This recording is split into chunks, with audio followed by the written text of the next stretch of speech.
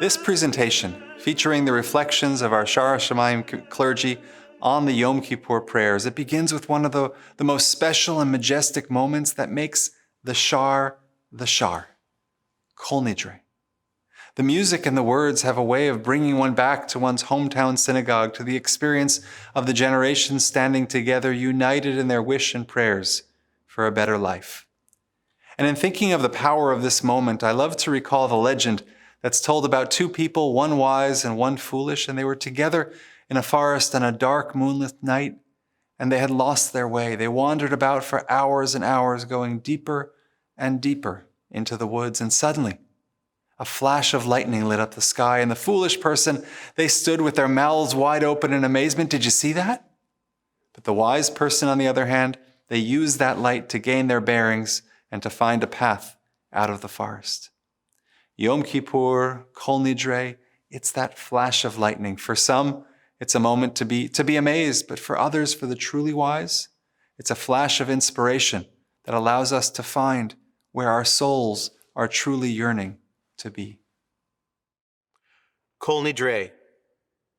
It is the most famous piece of Jewish music ever written. Its opening words have become the title of the holiest night of the Jewish calendar. It's the only service to which the congregation actually arrives early. While the music of Kol Nidre tells a very dramatic story, its bravura runs making for the show-stopping opening scene of Yom Kippur. It is perhaps the least dramatic text of the entire High Holy Days. Kol Nidre, every vow and bind, ban, restriction, penalty, and oath that we vow or swear from this Yom Kippur until that which is to come, let it be for the good. Each one we regret, let each be released, null, and void. The text reads like the small print disclaimer at the bottom of the advertisement for a credit card, an insurance policy, anything other than matters of divine forgiveness. Kol Nidre is repeated 3 times, and the musical tradition is to begin simply, softly, humbly, and with each successive repetition to increase the volume and intensity until the music takes us in, entrances us, wows us with its flourishes and high notes, then brings us back to earth, shaking us to our very core. Perhaps that's just the point, just what we need before the hours of soul-searching and fasting ahead of us.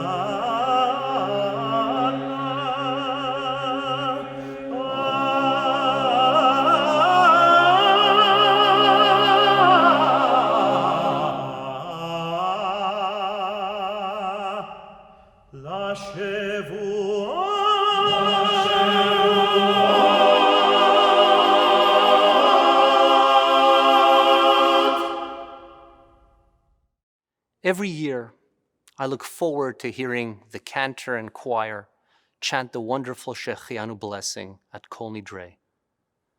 This is the only holiday where this bracha is made during the service. The reason for this is that no Kiddush is recited on Yom Kippur. But is Yom Kippur a real Shechianu moment? Who looks forward to Yom Kippur?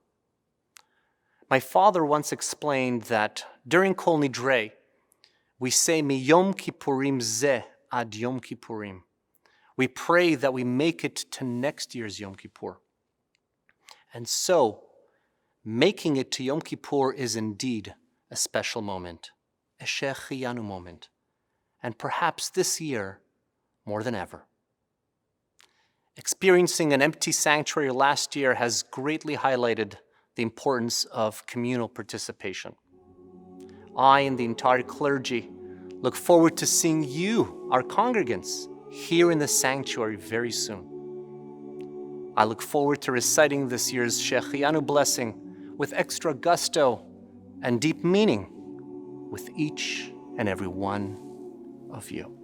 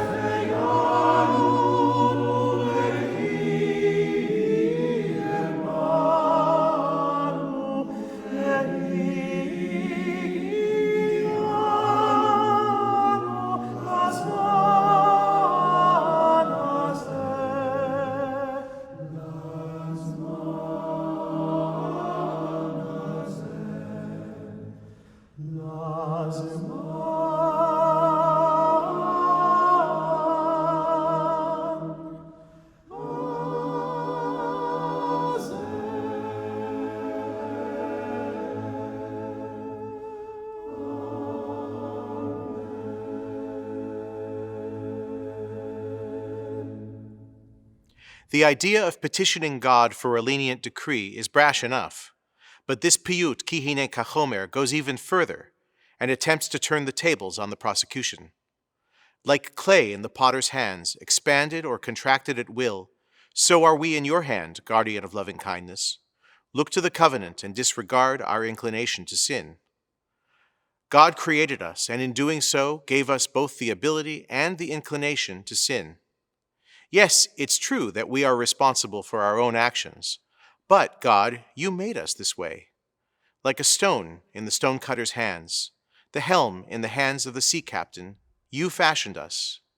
In this case, the defense attorney is saying the potter should not blame the pot he has made.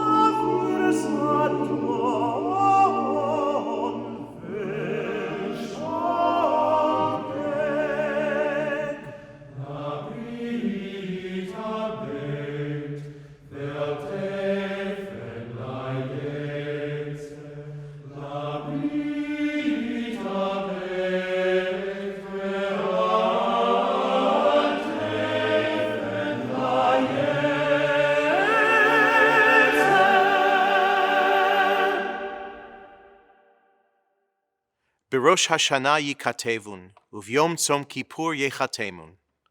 The liturgy of the High Holy Days is replete with refrains. Sometimes only a single word, sometimes an entire phrase. These refrains are intended to focus the davener on the theme of a particular prayer. And I dare say that there is no more famous phrase that we sing during the days of awe than Berosh Hashanah. On Rosh Hashanah it is written, and on Yom Kippur it is sealed. What is written? What is sealed? Mi yichyeh u'mi yamut, who will live and who will die. Our fate hangs in the balance on these days. What better way to embolden our kavanah, our focus, than with a plaintive melody? It's a remarkable sensation to stand in front of our congregation when we reach this prayer on the first day of Rosh Hashanah. Everyone is primed for it, and when you all hear the opening chords, you begin to sing with me, and the wave of sound that you produce nearly sweeps me off my feet. It's one of so many moments that make it so special for me to be your cantor on these holiest days of our year.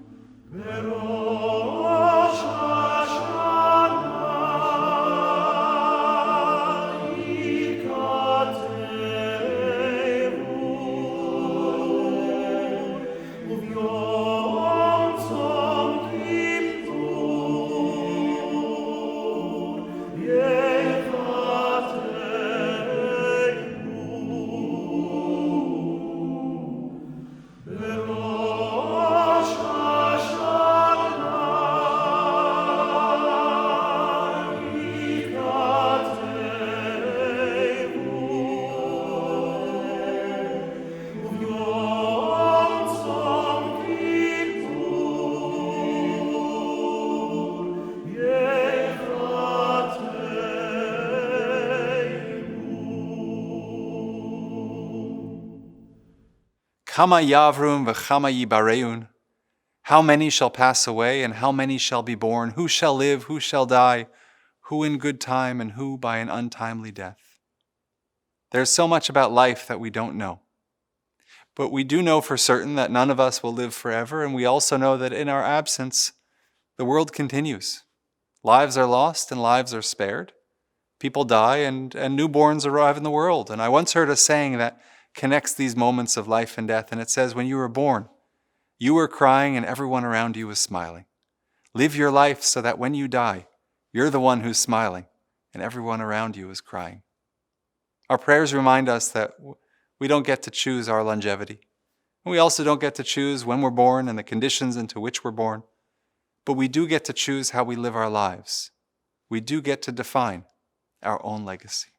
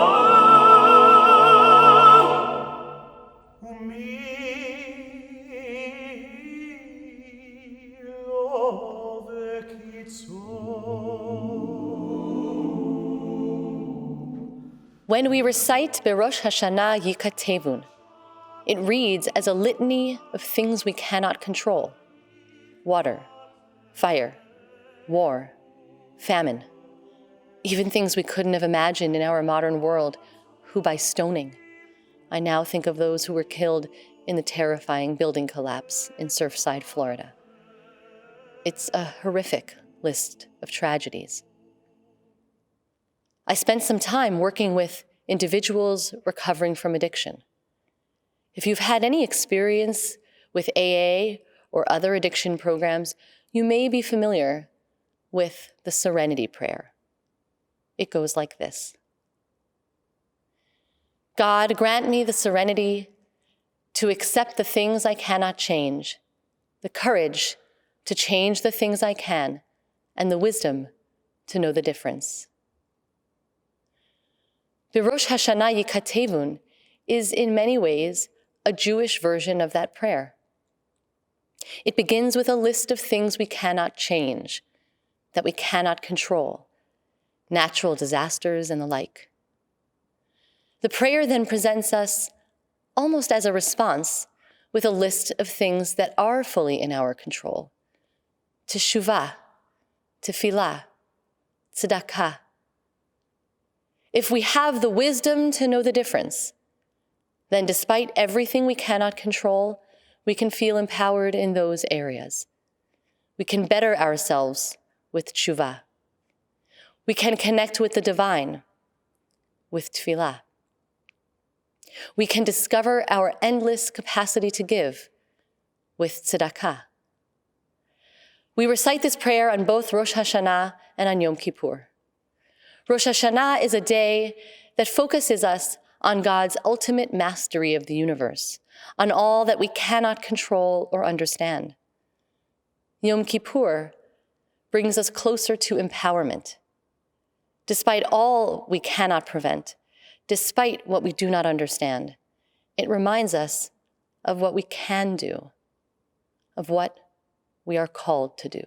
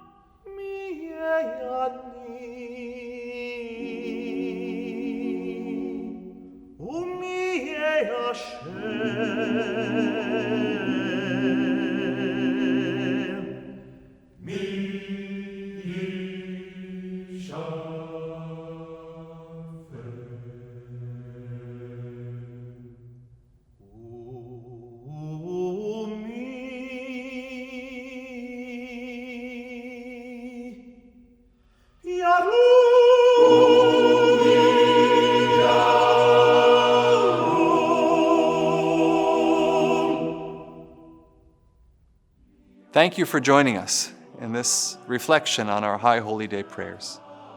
Truth be told, every page and every line of the Machzor would give us material to reflect on for hours and hours. And that's the beauty of our prayers. No matter how many times we've said them, they somehow seem to find new ways to add to our lives and to enter our hearts. We wish you and your families and our Shaar family and all of Israel a Shana Tova U'Metuka, a year of sweetness, of health, and may all of our prayers be answered for blessing. Shana Tova.